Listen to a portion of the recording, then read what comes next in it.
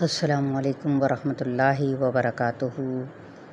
آج انشاءاللہ تعالی ہم بہت ہی اہم ایک حدیث ہوگی کہ جب کسی کا مال یا حال یا اولاد اچھی لگے تو اسے کیا پڑھنا چاہیے۔ چلیں پارہ 15 سورہ الکہف آیت نمبر 39۔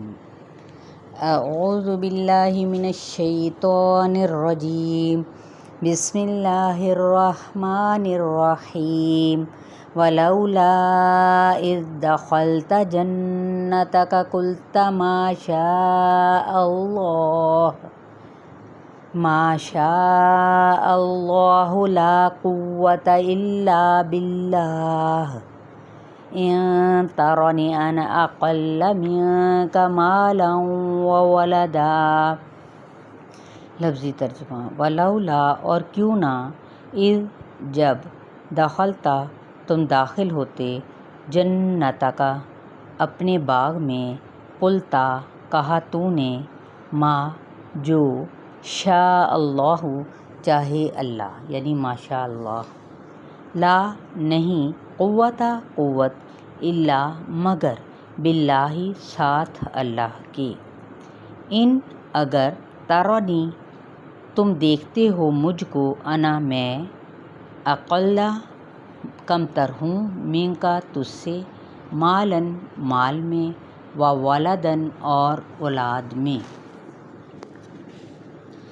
اب جو کچھ بھی ہوتا ہے وہ اللہ کی مشیت اور اسی کے اذن سے ہوتا ہے۔ تو حدیث پاک میں آتا ہے کہ آپ صلی اللہ علیہ وآلہ وسلم نے فرمایا کہ جب کسی کا مال، حال یا اولاد تم کو اچھی لگے تو فوراً اسے ماشاء اللہ لا قوة الا باللہ پڑھنا چاہیے۔ تفسیر ابن کثیر میں۔ اور اس کا فائدہ کیا ہے؟ نظر بد سے انسان محفوظ رہتا ہے۔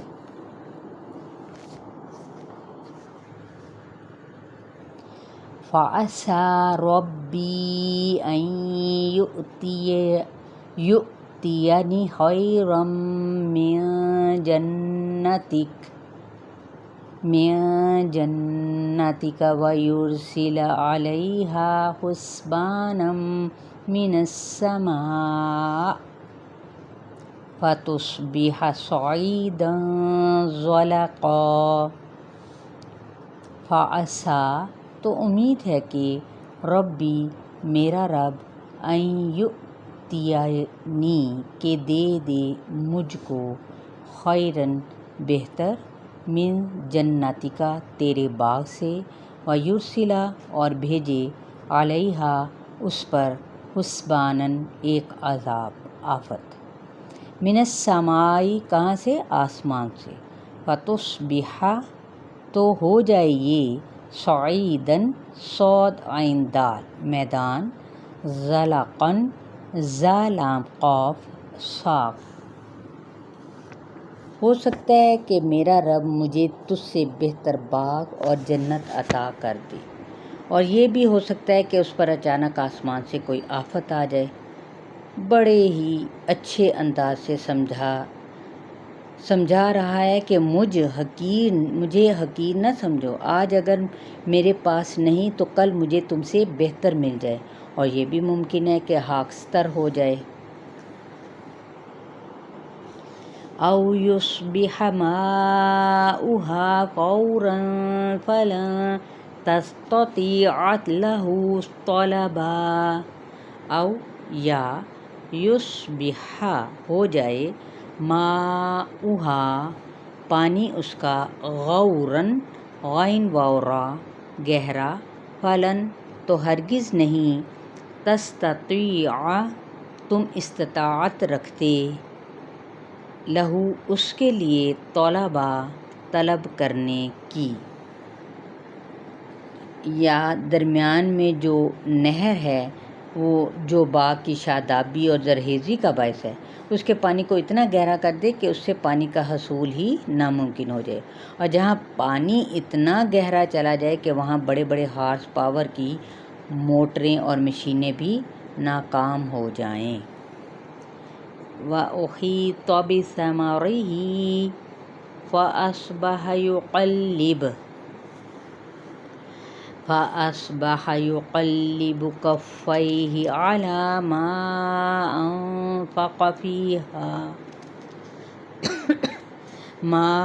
أنفق فيها وهي خاوية على عروشها ويقول يا ليتني لم أشرك بربي أحدا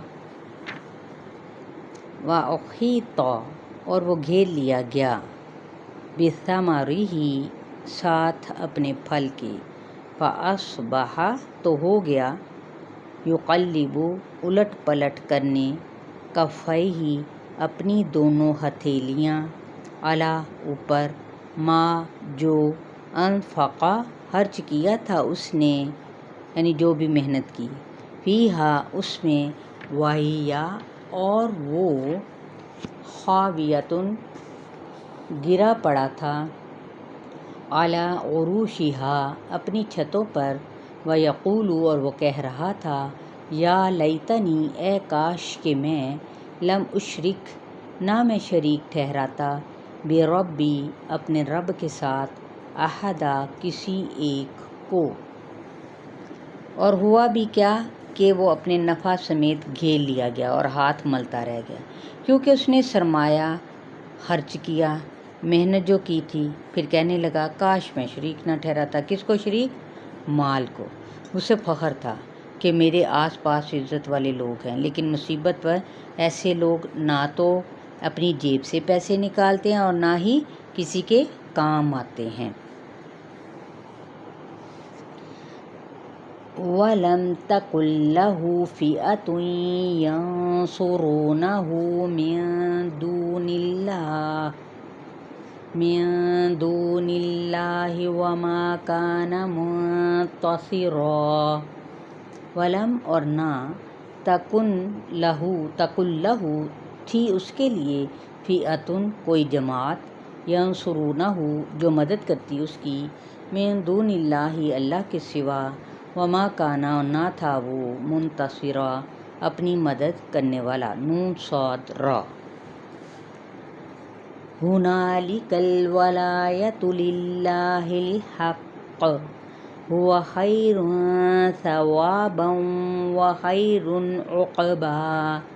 ہنالکا اسی جگہ الولایۃ مدد یعنی نصرت للہ اللہ ہی کے لیے ہے الحق برحق ہوا وہ خیر بہتر ہے ثواباً بدلے کے اعتبار سے وخیر اور بہتر ہے عقبا انجام کے اعتبار سے۔